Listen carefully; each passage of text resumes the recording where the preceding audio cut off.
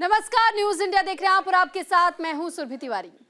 संसद में हाथापाई मामले में पुलिस ने एफआईआर दर्ज कर ली है। धक्का मुक्की में बीजेपी के 2 सांसद घायल हुए थे। राहुल गांधी के खिलाफ बीजेपी की ओर से एफआईआर दर्ज करवाई गई। ये बड़ा आरोप लगाया गया। बीएनएस के तहत कई धाराओं में केस दर्ज किया गया है। शारीरिक हमला और उकसावे का आरोप राहुल गांधी पर लगा। प्रताप सारंगी और मुकेश राजपूत आईसीयू में फिलहाल भर्ती बताए जा रहे हैं। आरएमएल अस्पताल में दोनों सांसदों का इलाज जारी है। मल्लिकार्जुन खड़गे भी धक्का मुक्की में घायल हुए थे। कांग्रेस ने बीजेपी सांसदों पर केस दर्ज कराया है। तो फिलहाल ये जानकारी आपको दे दें, ये बताया जा रहा है कि बीजेपी के 2 सांसद प्रताप सारंगी, मुकेश राजपूत, ये दोनों ही सांसद धक्का मुक्की में ही घायल हुए थे और दोनों का ये आरोप है कि राहुल गांधी ने धक्का दिया।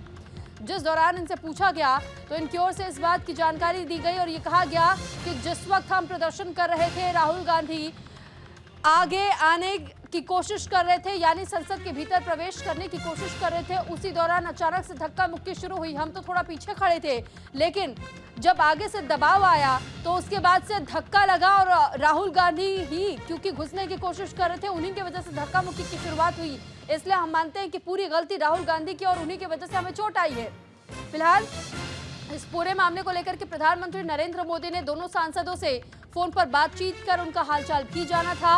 और आपको जो तस्वीर इस वक्त टीवी स्क्रीन पर दिखाई दे रही है, यह प्रताप सारंगी की तस्वीर है, जिनको सर पर चोट आई थी। बताया जा रहा है कि जिस वक्त वो प्रदर्शन करते वक्त सीढ़ियों के किनारे खड़े थे और सीढ़ियों से ही फिसलकर वो गिरे थे धक्का लगने के बाद, और फिर उनके सर पर चोट आई थी, जिसके बाद उन्हें नजदीकी अस्पताल आरएमएल ले जाया गया। और उनके साथ में मुकेश राजपूत, जिन्हें भी चोट आई, उनको भी आरएमएल अस्पताल ले जाया गया। फिलहाल आईसीयू में भर्ती हैं, इलाज जारी है।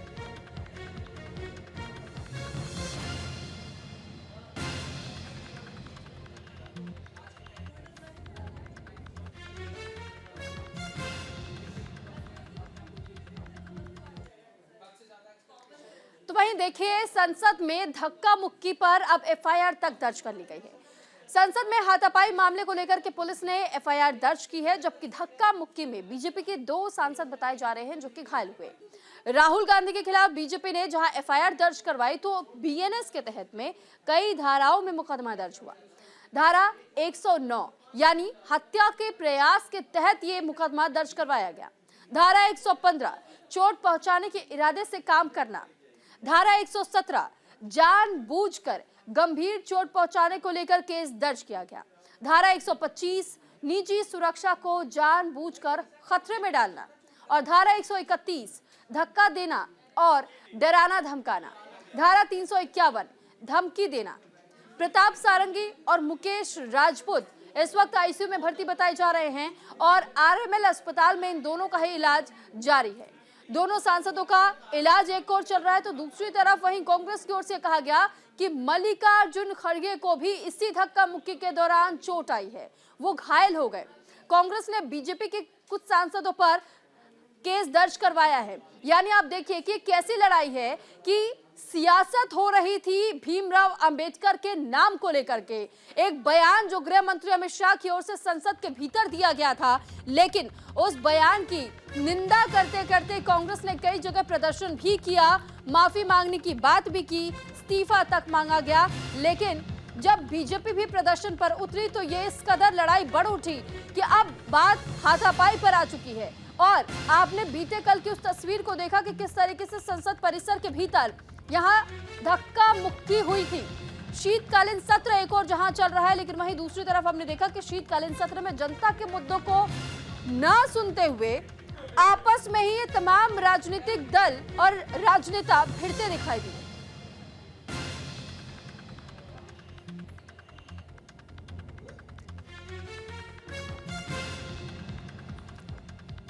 तो इस पर ज्यादा जानकारी के साथ इस वक्त हमारे साथ संवाददाता कंचन कनौडिया जुड़ चुके हैं। कंचन, आपसे जानना चाहेंगे कि इस वक्त जो दिल्ली में राजनीतिक तौर पर जो हालात बने हुए हैं, आखिर ये हालात अब आगे और किस ओर इशारा कर रहे हैं?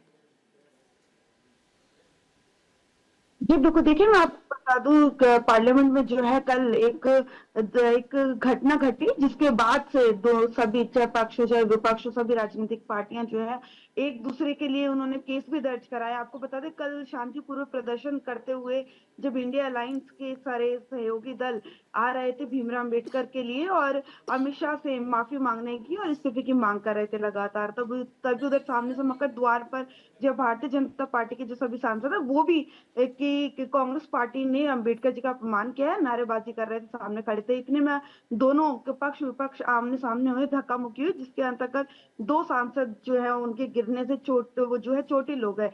जिसके बाद भारतीय जनता पार्टी की बात करें तो उनकी तरफ से अनुराग सिंह ठाकुर और बासुरी स्वराज जो है पार्लियामेंट्री स्टेट थाने पहुंचे, जो कांग्रेस के पूर्व अध्यक्ष थे राहुल गांधी, उनके खिलाफ एफआईआर दर्ज कराना। वहीं पर कांग्रेस पार्टी का एक डेलीगेशन गया, जिसके अंतर्गत नासिर हुसैन, मुकुल वासनिक, दिग्विजय सिंह और जो है प्रमोद तिवारी, कई बड़े दिग्गज नेता जो है सांसद जो है वो मौजूद थे। हम्म। उसमें उन लोगों ने धारा 113, 14, 15, 17, 31 और 33 जो कि चोट पहुंचाने, जानबूझकर चोट पहुंचाने, चोटिल करने और इस मामले में जो है उन्होंने अपने 7 धाराओं के अंतर्गत अपनी शिकायत दर्ज कराई भारतीय जनता पार्टी के ऊपर। तो जिस तरीके से पूरा घटनाक्रम कल घटित हुआ, उसको लेके आज भी माना जा रहा है कि जो आज भी है कांग्रेस पार्टी हो चाहे विपक्ष हो चाहे विपक्ष हो, दोनों संसद में जो है नारेबाजी कर सकते हैं। जहां राहुल गांधी एक तरफ लगाकर राहुल गांधी ने प्रेस कॉन्फ्रेंस करके जो है कि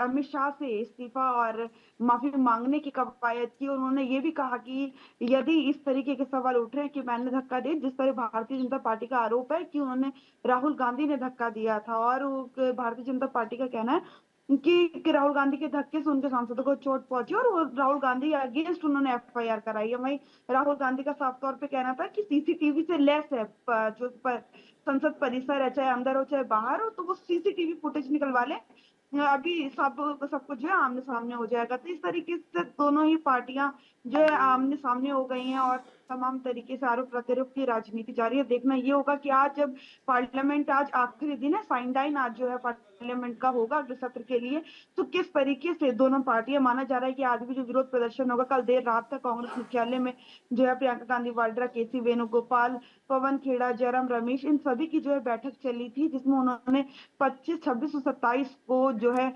बेलगाम में होने वाली सीडब्ल्यूसी की बैठक के लिए चर्चा की, और आज पार्लियामेंट में उनका क्या रुख रहेगा उस पर लेकिन चर्चा कंचन, की। अब साथ ही देखना ध्यान ये देने होगा वाली बात यह भी है कि आखिर शीतकालीन सत्र एक और जहां चल रहा है, जनता के जहां मुद्दे उस संसद के भीतर उठाए जाने चाहिए, वहां एक मुद्दा उठाया गया अंबेडकर के नाम को लेकर के। उसके बाद से हर दल ने अपने आप को कोशिश की कि किस तरीके से वोट बैंक की राजनीति को साधने का काम किया जा सके, दलित वर्ग को साधने का काम किया जा सके, क्योंकि उन्हें पता है कि अगर 20 करोड़ की आबादी दलितों की है और वो भीमराव अंबेडकर को अपना भगवान मानते हैं, तो फिर ऐसे में उन्हें साधना बहुत जरूरी हो जाता है। तो हर कोई एक ही माला जपने का काम कर रहा है, लेकिन वो ये भूल रहे हैं कि जिन लोगों की बातों को रखने की कोशिशें कर रहे हैं, तो वो तो सिर्फ संसद के भीतर ही हो सकता है ना। इस तरीके की स्थितियां बनाकर के आखिर कैसे संसद चलेगा?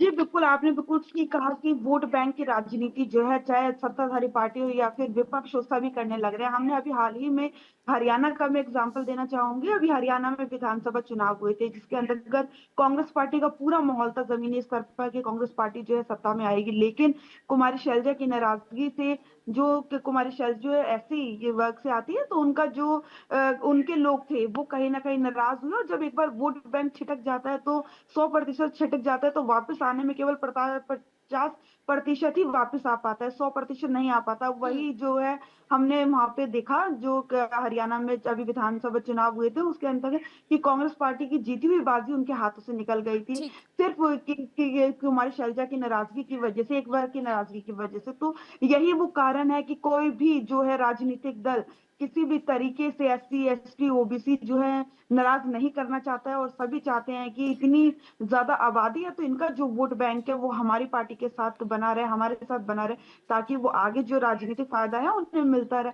तो राजनीति है, सभी लोग, सभी राजनीतिक पार्टियां अपने अपने आइडियोलॉजी के साथ चलकर जो है राजनीति कर रहे हैं। लेकिन देखना ये होगा, जब राजनीति को लेकर जो संसद में आज से पहले 75 सालों में कभी भी इस तरीके की घटना नहीं हुई, उस तरीके का घटना होना होना दुर्भाग्यपूर्ण है।